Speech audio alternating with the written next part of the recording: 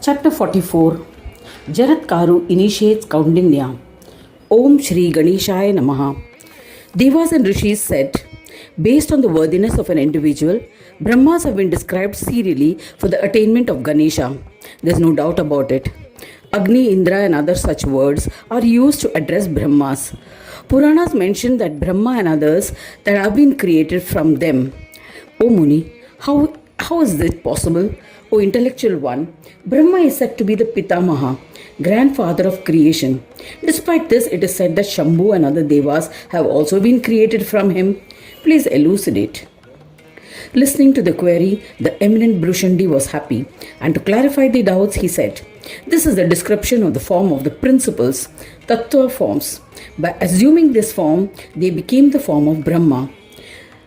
O Devas and Rishis, Brahma and other Devas originated from the Tattva forms. Ashwini Kumaras were born from the nose, offspring of Sanjana and Surya, and started wandering everywhere. One of them became the Prithvi Tattva, that is Prakriti, the earth principle. The other became Purusha, Gandha, earth, that is Gandha, originates from the Tanmatra of Gandha, the Tanmatra of smell.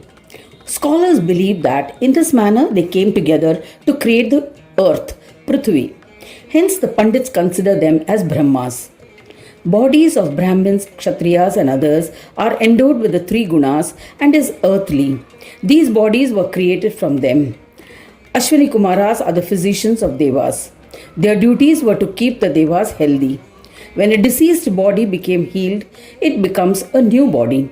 So it can be reasoned that Deha is created from Ashwini Kumaras. Due to them, Prithvi acquired the Virata form. O Devas and Rishis, at that time, Omkara became embodied as Prithvi. Those learned in the Shastras describe Brahmadeva in this manner. It is not surprising that the world was created from him. By worshipping Ashwini Kumaras, Prithvi could not yield anything. Hence, the delusion of mankind was erased. So they commenced the worship of Varuna, the lord of waters, to be blessed with water. They noticed that Ashwini Kumaras had become powerless. It was from the manifested Varuna, that Brahma of water, that the universe was created. In this legend, Varuna created the universe. This does not mean that Brahma was created from Varuna. As Varuna was a creator, he assumed a temporary role of Brahma. In this manner, there are many types of Brahmas. Indra and others also perform deeds as Tattvas forms. Indras and other Devas in the form of Tattvas assume the form of Shiva and others. Hence, they are considered as the support of Shiva and others. There is no doubt that Shambhu and other Devas have manifested in the Guna form from Indra and other Devas. But this does not imply that their principal forms have originated from Indra and the other Tattvas. Contrary to this, Indra and other Devas have originated in their complete principal form from the Ansha of Shiva and other Devas. Though their parents are different, yet Brahma, Vishnu and Mahesh bestowed powers to Indra and other Devas. Having said this, Mahayogi Bhrushandi concluded his teachings. The Devas and Rishis happily bowed to him and said, O Mahamuni, you are the bearer of the form of Ganesha. It is not surprising that you have resolved our queries. Ecstatic Devas and Rishis returned to their own abodes. Rid of doubts, they began worshipping Ganesha regularly. Brahma said to Kaundinya, O son, I have elucidated the peace-bestowing yoga to you. Therefore, you must commence singing bhajans of Ganesh to attain peace. Having said this, Brahmadeva ritualistically initiated him into the 6-syllabled Sadakshara mantra of Ganesha that has the power to bestow all siddhis. Kaundinya said, I then bowed to Brahmadeva and again went to Chintamani. I observed austerities towards Vigneshwara by performing penance and chanting his name. After 100 years, Gajanana became pleased and manifested along with Siddhi and Buddhi to grant boons. O Mahamuni, seeing Gajanana, I offered pranams, performed his puja and extolled him by reciting a stotra from the Kautuma Sakha branch of Samveda. Thereafter, Yogapati himself imparted the yoga desired by me and returned to his abode. O Brahmin, I was saddened by his departure. Since then, I became a Ganapatya in every aspect and resided in the town of Palli, contemplating on Chintamani. O Mahamuni, knowing that blades of Durva was dear to Ganesha, I would reverentially perform puja of Ganesha with Durva, with faith and devotion. My wife was always with me. One day she asked, "Since dawn, why are you continuously offering grass as part of your worship?" Listening to her words, lacking faith and with an intention of creating devotion towards Ganesha, I said, "Ganesha is pleased more by offering Durva than by offering other things such as money, clothes, and Naivedya.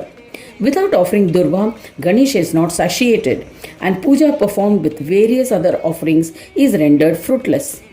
One cannot count the blessings attained by offering just one blade of Durva grass.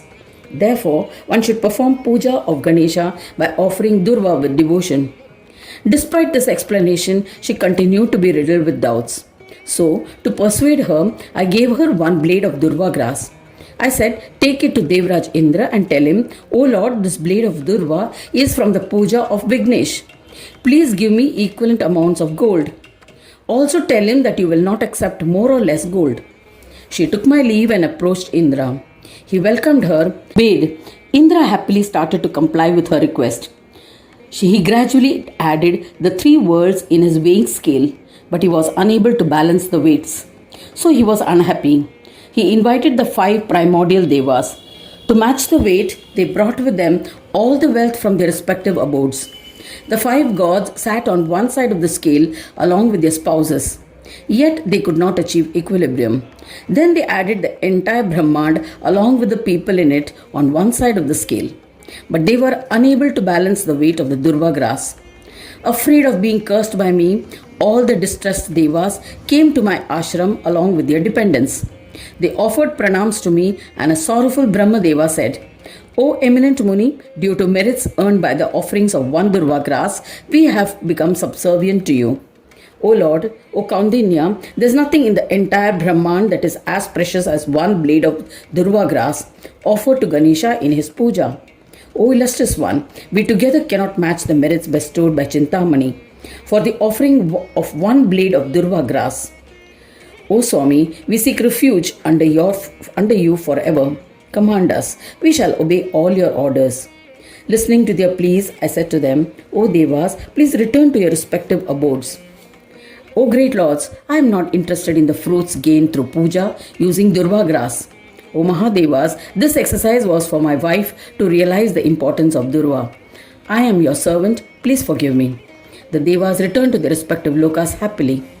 Ever since, my wife became a believer and started performing Ganesh Puja. O illustrious one, now both of us worship Chintamani, the one who steadies the mind, by residing in this kshetra. I am constantly engaged in bhajans of Chintamani. Hence, O eminent Brahmin, if you are desirous of peace, sing bhajans of Vigneshwara and you too will become reverential to yogis. He initiated me into the all-bestowing 6-syllable Sadakshara mantra of Ganesha. I offered pranams with reverence, and to attain absolute yoga, I questioned him further. Thus ends the 44th chapter titled Jaratkaru Initiates Kaundinya in the 8th Khand of the Purana Upanishad, Srimad Mudgal Puran, describing the legends of Dhumravarna, dedicated to Sri Gajanana. End of chapter 44.